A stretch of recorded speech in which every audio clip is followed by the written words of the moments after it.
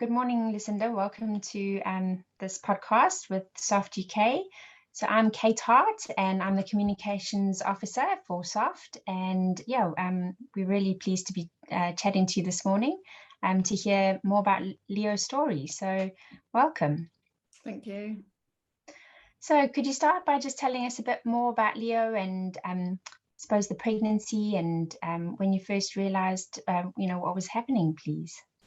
Well, I had his condition was completely unforeseen. There wasn't a way to being able to pick up these kind of ultra rare conditions.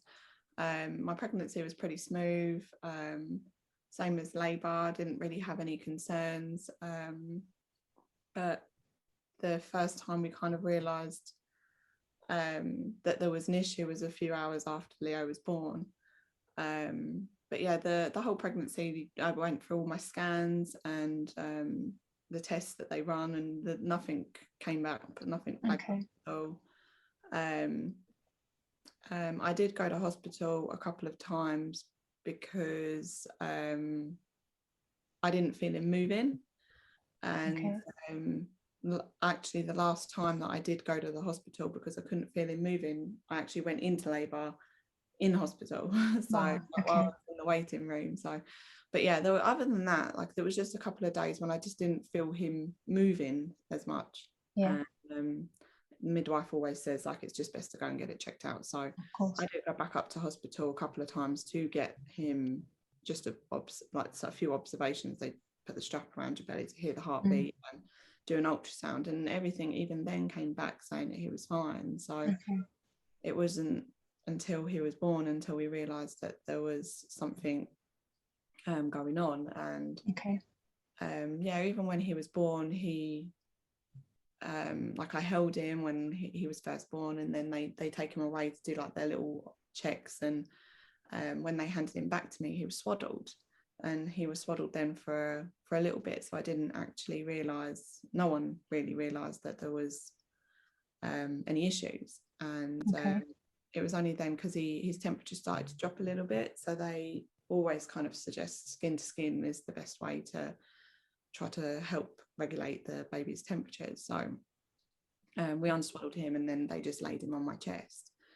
And it was kind of only then that we realized that he didn't have any like resistance, he didn't have any like strength. When he was swaddled, he could move his head, but there wasn't, when he was unswaddled, he just kind of like hung. They call it, the official term is hypertonia, which means floppiness. And we were originally told that sometimes when babies are born, they are in shock, and they don't kind of come around until like a few hours, 4 to 6 hours later. So it was kind of then we got to that point where it was about 4 to 6 hours later, and he was still presenting the same way. He hadn't like gained any strength. So they took him away to NICU. I had to actually go down for surgery myself, so I didn't get to then see him for a few hours afterwards. But yeah, I went straight to NICU afterwards, and that's just when I seen him, and I think it really hit me that something's wrong. Whereas I think before it was kind of, I don't want to get upset. I think before I was just in my head, oh, he'll be okay. Like he's just in shock. It's okay.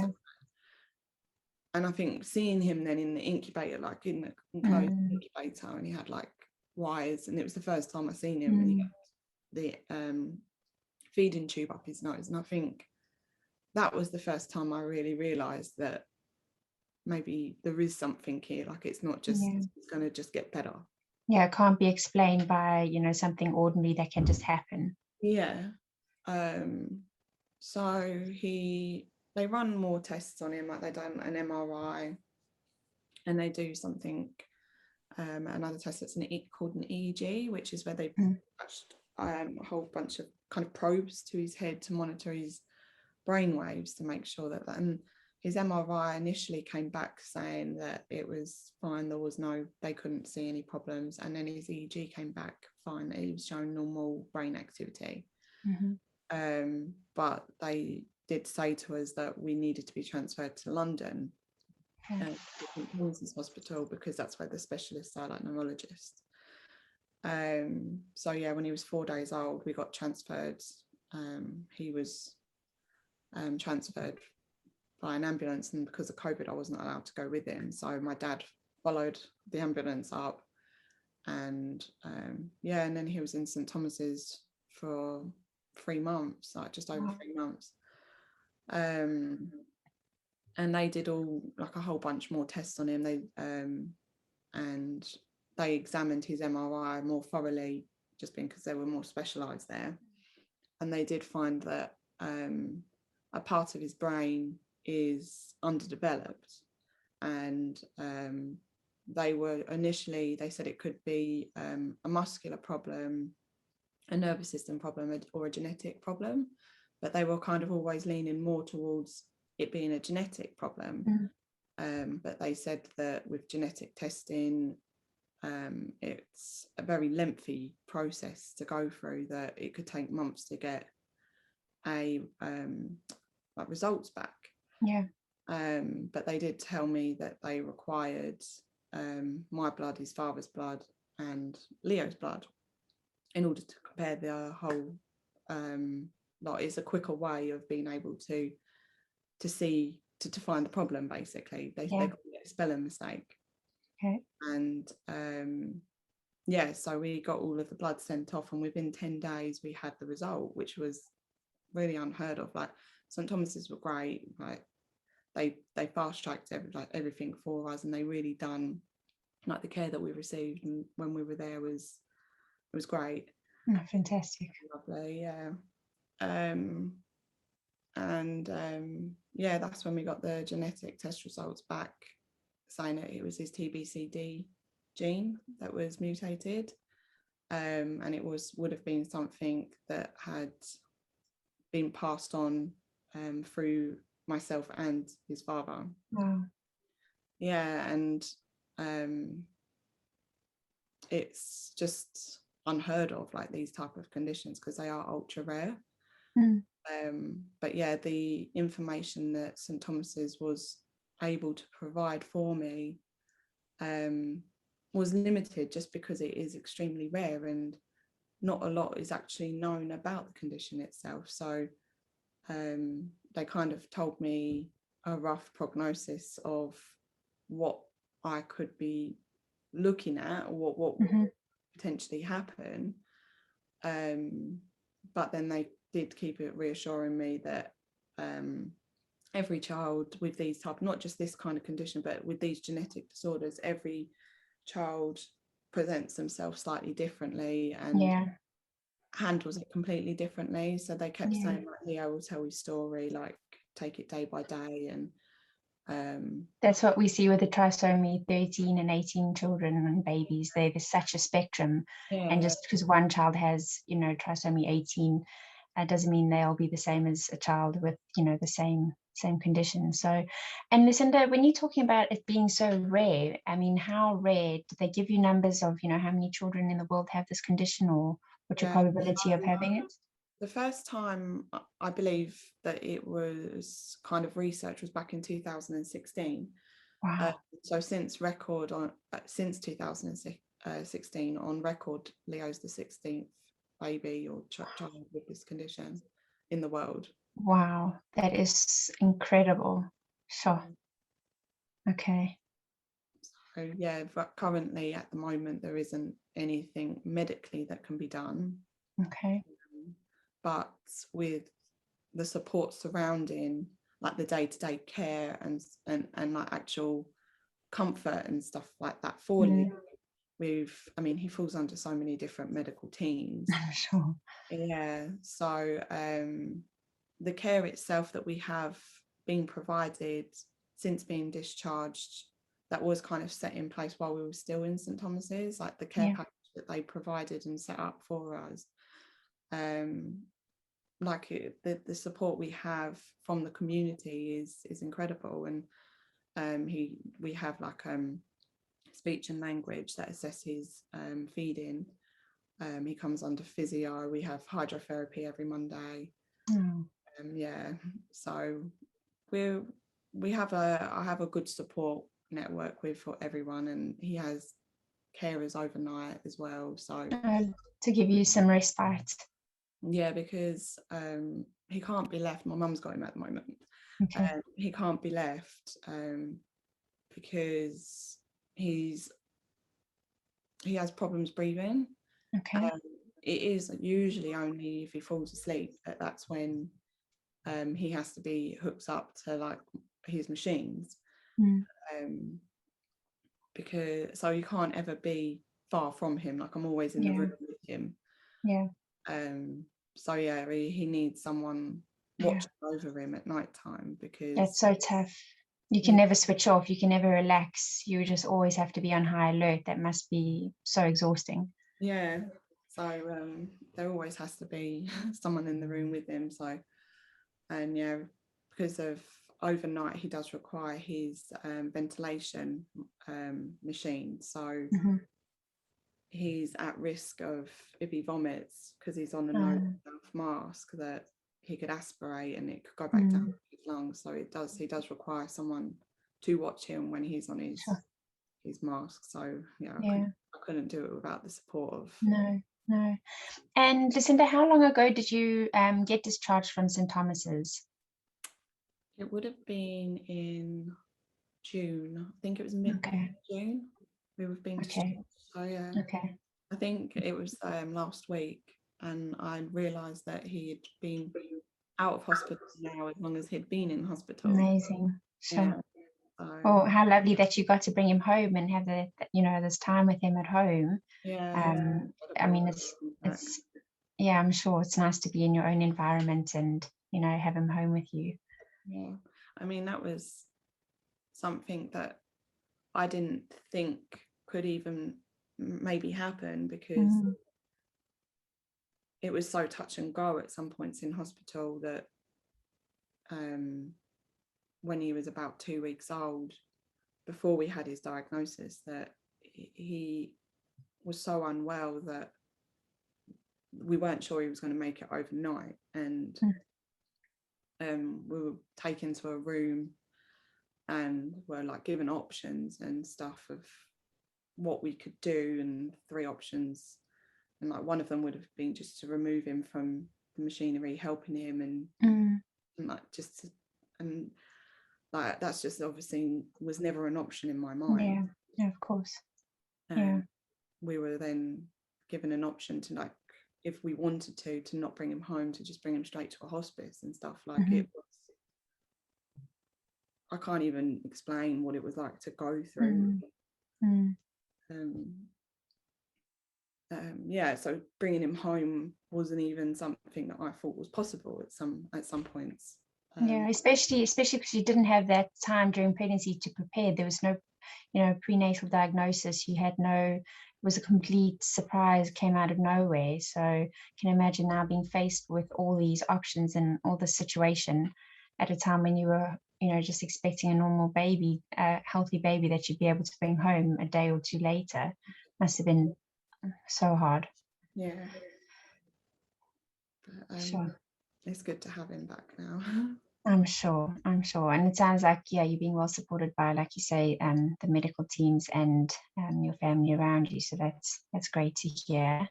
And I mean, have you ever encountered any negativity, or is it just really uncertainty and unknown with this condition? As I've kind of said before we got started, trisomy 18 and 13 babies are sometimes seen as incompatible with life by some healthcare professionals, which obviously, as parents and families of these children, we completely do not agree with. So not the case, but has there been anything like that you've experienced? I think there's always going to be that type of reaction from some people, and since going public with Leo's story, I mean, going online, there's always people that are going to have their opinion, which they don't have to voice. Yeah. But like, I have had people say that stop searching for something that doesn't exist. just enjoy the time that you've got with him. Other comments have been like, there's more important disorders out there that are far more common, that the money and time should be invested in helping them people, like that Leo his condition is not common enough to merit worth the money and stuff like that would go into to find treatment for him. And like that to me is just really insensitive. Like, even if that is your opinion, you don't have to voice that to me. Like, just don't say it. So that's just like kind of being online, and then I've actually sent I couldn't even tell you, I've sent thousands of emails and messages I just dissected Leo's diagnosis myself, with the help of one of my really good friends in Australia. And what we would do together is take the words of his diagnosis and then look up each word, because reading it was like reading another language. I had no idea what it meant. So together we took all of the words and looked up each word, and was like, okay, that's what that means, how can I help that? And then it kind of opened up a whole bunch of different specialists that I could then be looking to reach out to. So I've sent thousands of emails across the world, and I think the hardest ones to hear were the negative comments coming back from them. They are the experts, and I think sometimes that was hard, probably more harder than just reading it from the public. But I mean, that's a handful against the amount of overwhelming support that I've received from going public and emailing, like some specialists that have come back to me, and even though they might voice that there isn't anything they know of that can be used to help Leo, you can feel in their response it's very heartfelt, like it's not negative, and they wish me all the best and stuff. Like, I have it's been an overwhelming amount of support from people, and that's good to hear. Okay, wonderful. And tell us a bit more about you going public. I mean, what has that involved? I believe you've done a few things with the media as well. So I've just tried. Going public was something that was really, I kind of toyed over for a long time, because it's hard to just put everything out there. Like, for a very long time, even when Leo was first born, I kind of really didn't say much to anybody, even my like close friends and family, because I didn't know, first of all, what was going on, and I felt the more I said it, the more real it became, and then the more people there is to then have to talk to about these kind of things, and it wasn't a conversation that I wanted to keep going over and over. So going public was difficult, because I never really posted anything online anyway, so then putting something so personal out there was hard. But it got to the point where I didn't know who to email anymore. I didn't know who could help me, and I just felt like me doing it alone, I wasn't being heard. Like, I needed a bigger voice, I needed a louder voice. And I thought, I started emailing and messaging celebrities like on Twitter, on Instagram, and I would email like local celebrities, celebrities that are known to respond, celebrities that might have children that have conditions of them, like unrelated conditions, and I wasn't getting anywhere then. So that's when I decided to go like on social media myself and try to get someone else to advocate for him. It just, I don't know, to have the reach and to help raise more awareness for this condition. And that's when I then started to find Facebook groups, and I joined a whole bunch of like mum groups. I was just putting posts on there and that's when I started to get like the really overwhelming amount of support. And that was like, at that point I was very low, and after going down so many roads that just lead to dead ends and having doors closed, that was like the pick me up I needed. And then that was what kind of like reignites that fight to keep going. And I had so many helpful responses from those Facebook posts, and it was all worth it. It was all worth going public for. And yeah, I mean, I'm so thankful for those people that were able to provide me with any information. And I've had a few more kind of phone calls with journalists and stuff like that, because people have contacts within the media, and that's been a massive help for me. So yeah, it's been great since going public.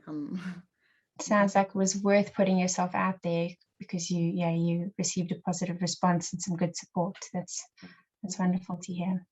Yeah. And I believe you're doing a challenge in October. Can you tell us a bit more about that? Yeah, so before having Leo, I lived in Canada for just over 5 years, and I returned in January back to England. So I'd done a lot of traveling before having Leo, so I've managed to luckily meet great friends all from all places, from all over the world. So that's the reason why I've called Leo's event Walking Around the World for Leo. So I've got friends that have now either returned home or they're now somewhere else in the world, and we're all going to get together on October 3rd from wherever they are in the world, and they're going to do a walk for Leo. So we're going to walk around the world for Leo. Lovely. So yeah, it's on October 3rd, and I've put it at my event. I'm going to do a 10k walk around one of the parks local to me. But yeah, it's mostly just to raise awareness. I don't expect anyone to have to go out and walk 10k. It's even if they walk 1k or just go to their local park, it's just about trying to raise awareness for the TBCD gene itself. Yeah. Sorry, go on. So I was going to say, is there any way we can help to publicize it? Do you have a hashtag or your website? Yeah, I've got the Facebook event group, which is just called Walking Around the World for Leo. So that's quite easily found on Facebook. Or if you Google that, it does, the event page does come up. And all the updates of the event I will be putting on there. But I am going to create some hashtags for Leo. And then what I was hoping that could be done, even if you can't do the walk, it's just to upload a picture and just use the hashtags Walking Around the World for Leo or the TBCD gene, and then hopefully that will catch more attention, and we might be able to find someone that can help. But when I first created that event page, I think it was about 7-8 weeks ago, and it was then purely on the basis to just raise awareness, because at that point I was at a loss. I didn't know what to do. I didn't know where to go. I didn't have someone that I could talk to about creating a treatment for Leo. But since then, and since going more public, I have been fortunate enough to be given a contact for a company in the States, and there's a couple of things that they're able to do in order to potentially find a treatment or create a treatment. Amazing. So since that event was just to raise awareness, like now I have had a Just Giving page for a while, but I haven't been kind of promoting it because I didn't have that outlet to me. And whereas now I have a reason to start fundraising, and fantastic, I have somewhere to focus that money to go towards now. So yeah, I couldn't believe it when I had a Zoom call a couple of weeks back with them, and it was very promising, and I'm very hopeful that something positive will come back from that. That's amazing to have that glimmer of hope after all this time and all the uncertainty. Yeah. Well, please share with us, when everything's up and running and, closer to the event, we will happily publicize for you and, share your cause. So yeah, I mean, is there any advice you would give to other parents in this very uncertain circumstance, or anything that you've learned along the way that you would like to share with, people listening? Yeah, I mean, just don't give up, because they will find someone out there that is like, there's been so many times when I've just cried all day because I felt like I'm losing his battle for him. Like I felt like there's nothing I can do for him. And I think there will always be someone out there that does know more, and don't ever give up trying to find them, because you never know that they might be able to create something, being able to assist or treat the condition. But yeah, I mean, don't listen to that negativity. Like that one person that said to me, don't stop trying to find something that doesn't exist. It's like, how do you know it doesn't exist unless you try to find it? So yeah, just don't give up. Keep searching there will be someone out there that knows something more. Thank you. It's very inspiring. Yeah, it's very admirable how hard you've worked to fight in his corner, and it's very apparent how much you love and adore him, and you'll do anything for him. So yeah, thanks, Lucinda. It's been really interesting hearing your story today, and I'm sure that your message will get out there, and we'll do what we can to help share it as well. Thank you so much.